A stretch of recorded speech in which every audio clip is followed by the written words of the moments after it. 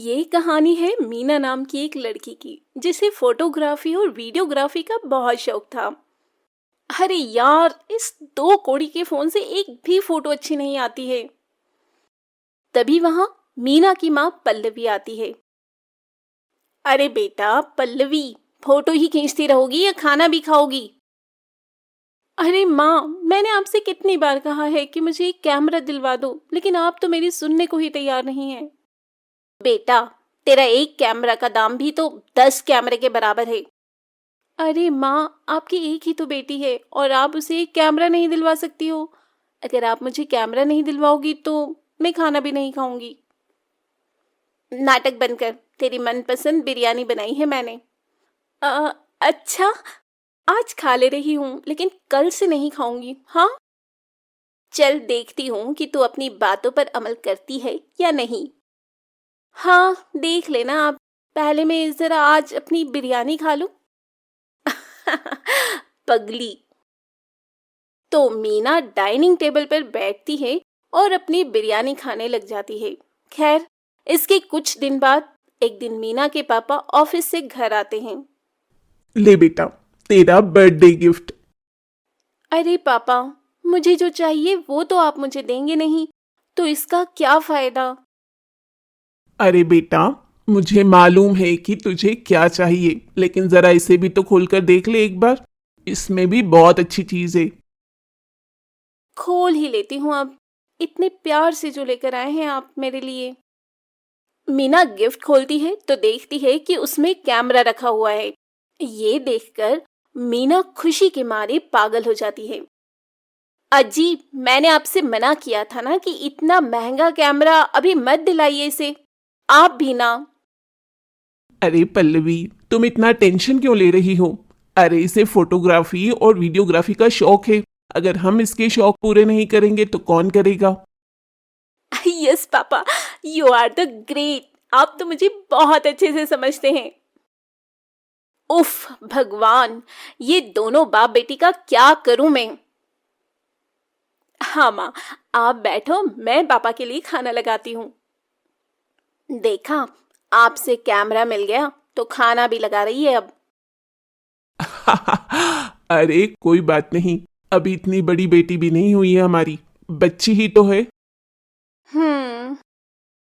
खैर, अब मीना को अपना पसंदीदा कैमरा मिल चुका था, इसलिए वो अब अच्छे अच्छे स्पॉट पर जाकर फोटोग्राफी करना शुरू कर देती है।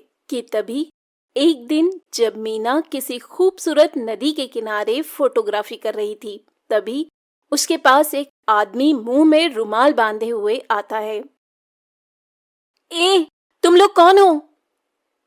अरे जाने मन, हम लोग कौन है अभी तुझे बताते हैं। इसके बाद दीपक मीना को जोर से धक्का देता है और उसका कैमरा लेकर वहां से भागने लगता है। लेकिन मीना बड़ी चालाक थी। वो जल्दी से दोनों के सिर पर 2 पत्थर से वार करती है। आई! चुप बेवकूफ। वहीं मीना जल्दी से उनके पास आ जाती है और अपना कैमरा उठाती है। बड़ी चालाक बन रही है ना तू। रुक, तुझे अभी इसी नदी में फेंकता हूं। तब दीपक मीना से उसका कैमरा छीनता है और उसे नदी में फेंककर राजेश के साथ फरार हो जाता है। वहीं दूसरी ओर मीना चुड़ैल बन जाती है। एक तो तुम लोगों ने मेरा कैमरा चुराया और ऊपर से मुझे एक चुड़ैल बना दिया। अब मैं तुम लोगों से बदला लूंगी, बदला। वहीं दूसरी ओर मीना के माता पिता उसके लिए बहुत परेशान होते हैं और उसकी मिसिंग कंप्लेंट थाने में लिखवा देते हैं। खैर, चुड़ैल अब राकेश और दीपक के पास जाती है। मेरा कैमरा चुराएगा तू? रुक, अभी तेरी टांग तोड़ती हूँ और इसका सूप बनाकर पीती हूँ। तब चुड़ैल राकेश के सामने अचानक से प्रकट हो जाती है। चुड़ैल को वहां देखकर राकेश की सिट्टी पिट्टी गुम हो जाती है। क, क, क, कौन है तू?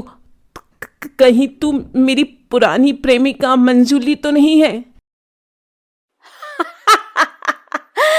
अपनी शक्ल देखी आईने में? तेरी कोई पुरानी प्रेमिका भी थी?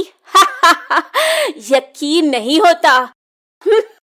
अच्छा, तू मेरा ध्यान भटकाने की कोशिश मत कर, वरना। तुम कोई भी हो, मुझे माफ कर दो, मुझे जाने दो। वैसे मैं इतना बुरा भी नहीं दिखता। हाँ, तू बुरा नहीं दिखता, लेकिन जब तू मरेगा ना, तो तू बहुत ही बुरा दिखेगा।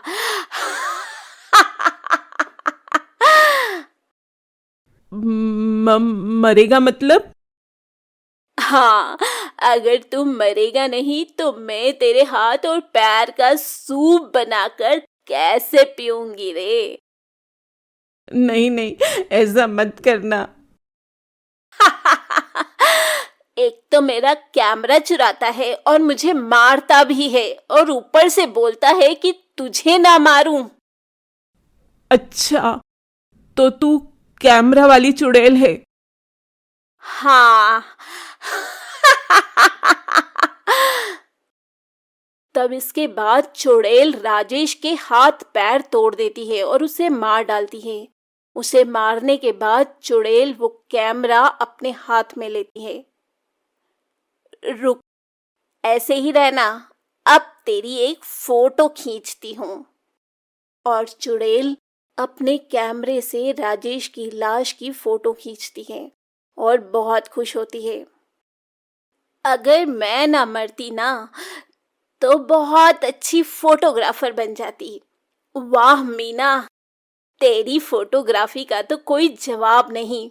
सोच रही हूँ, अब से मैं बुरे लोगों को ऐसे ही मारूंगी और उनकी ऐसे ही तस्वीर लूंगी।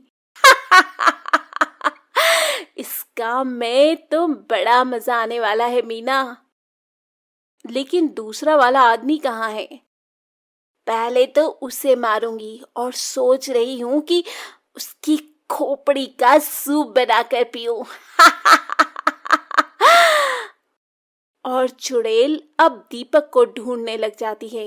वहीं शाम को जब दीपक राजेश के पास आता है तो देखता है कि किसी ने राजेश को बहुत बुरी मौत मारा है। नहीं, कहीं ये काम उसी लड़की की आत्मा का तो नहीं है?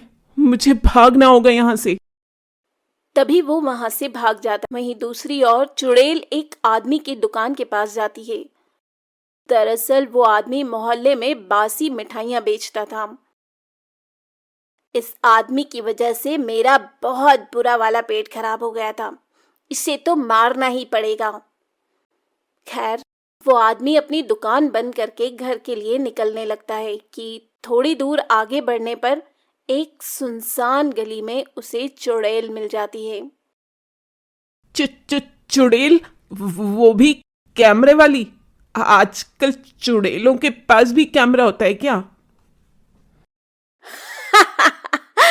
और क्या, हम लोग मॉडर्न जमाने के चुड़ैल हैं।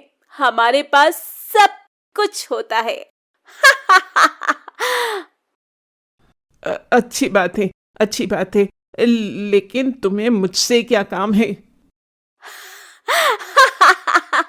सुना है तू बासी मिठाइयां बेचता है, जिससे लोगों की तबीयत खराब हो जाती है। नहीं नहीं, ये किसने बोला? ये सब गलत है। मैं तो कॉलोनी में सबसे ताजी मिठाइयां बेचता हूँ।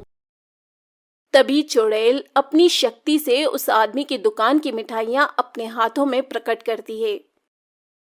अच्छा, तो ये ले, अपनी सारी मिठाई खा ले। अब वो आज मेरा पेट खराब है। मुझे पता था कि तू यही बोलेगा, लेकिन मैं तो तुझे ये मिठाई खिलाऊंगी। नहीं नहीं। जबरदस्ती उस आदमी के मुंह में मिठाई के डिब्बे को ठूंस देती है, जिससे उस आदमी की मौत हो जाती है। बड़ा आया, मेरा पेट खराब करेगा। गया ना काम से। उसे मारने के बाद चुड़ैल उसकी तस्वीर ले लेती है।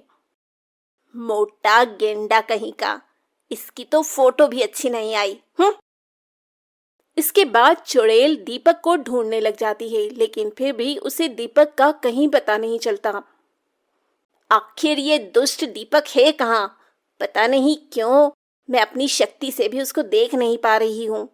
लगता है कुछ गड़बड़ है। तब तक मैं अपने नए शिकार को ढूंढती हूँ।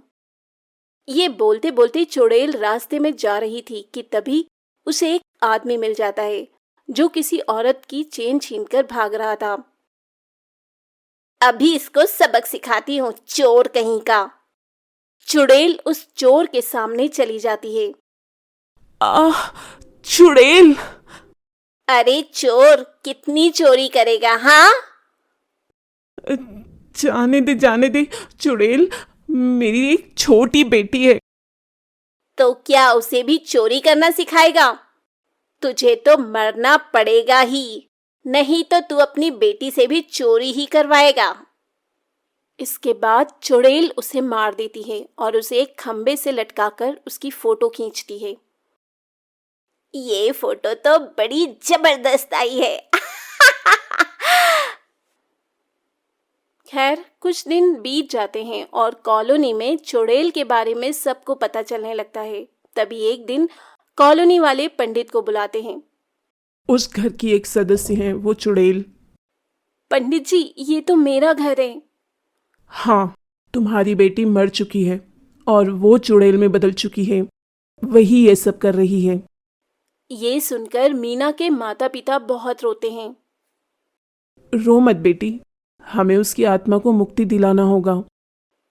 ठीक है पंडित जी, आप जो कहेंगे हम वही करेंगे। मीरा का एक खूनी है जो अभी तक पकड़ा नहीं गया है। हो सकता है कि उसके पकड़े जाने के बाद उसे मुक्ति मिल जाए। अच्छा पंडित जी। खैर, कुछ दिन बाद इंस्पेक्टर दीपक को पकड़ लेते हैं और उसे पकड़कर उसे हथकड़ियां लगाकर कॉलोनी में ले आते हैं, जहां आज कॉलोनी वाले पूजा करने वाले हैं। बेटा मीना, हमें पता है कि तुम्हारे साथ बहुत गलत हुआ है, लेकिन तुम बेवजह बेकसूरों को मत मारो। और ये देखो, दीपक पकड़ा गया है, हमारे सामने आओ। तभी चुड़ैल वहां पर प्रकट हो जाती है। वो लोग बेकसूर नहीं थे। माना कि वो लोग बेकसूर नहीं थे, लेकिन कानून को अपने हाथ में मत लो मीना। हाँ बेटा, अब तो दीपक भी पकड़ा गया है, ये सब मत कर बेटा। हाँ बेटा, तू तो हमारी प्यारी बिटिया थी ना, तो फिर क्यों नहीं करती है ऐसा? इस तरह सभी लोग उसे बहुत समझाते हैं। ठीक है माँ पापा, मैं अब से किसी को भी नहीं मारूंगी, लेकिन इस दीपक को भी नहीं छोड़ूंगी। अलविदा। इतना कहने के बाद चुड़ैल दीपक को अपने साथ हवा में उड़ाकर ले जाती है और जाते जाते ऊपर से कॉलोनी वालों की फोटो भी खींच लेती है। ये फोटो देखकर मैं आप सबको बहुत याद करूंगी। वहीं चुड़ैल दीपक को अपनी दुनिया में ले जाकर उसे क्षण भर में मार देती है और इस तरह चुड़ैल का बदला पूरा हो जाता है।